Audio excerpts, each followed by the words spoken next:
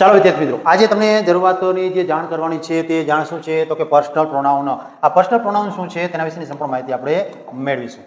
ચાલો, તો personal pronoun એટલે કે વ્યક્તિગત સર્વનામો. આ વ્યક્તિગત સર્વનામ જે છે તે અલગ અલગ રીતે વપરાય છે. તે સૌપ્રથમ કરીએ તો આઈ એટલે કે હું, પછી વી એટલે શું અમે અથવા આપણે, પછી યુ એટલે કે એકવચન માટે તું અથવા તમે, આ પ્રમાણે. અને જ્યારે બહુવચન જે છે તો બહુવચન અંદર યુ છે તેમાં શું આવે છે તમે.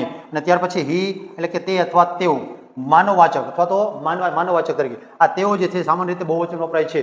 ત્યાર પછી સી એટલે કે તેણી અથવા તેઓ, આ પણ માનવવાચકો. ટૂંકમાં કહીએ તો માણસ માટે વપરાય છે. સ્ત્રી અથવા સ્ત્રી હોય તો સી અને પુરુષ હોય તો હી. ત્યાર પછી ઈટ એટલે કે તે, તો નાન્યતર જાતિ પ્રાણી પક્ષી પશુ અથવા તો વસ્તુ માટે આ શું વપરાય છે ઈટ વપરાય છે. અને ધે એટલે કે તેઓ, ધે એટલે દરેકના માટે વપરાતું સર્વનામ બહુવચનો.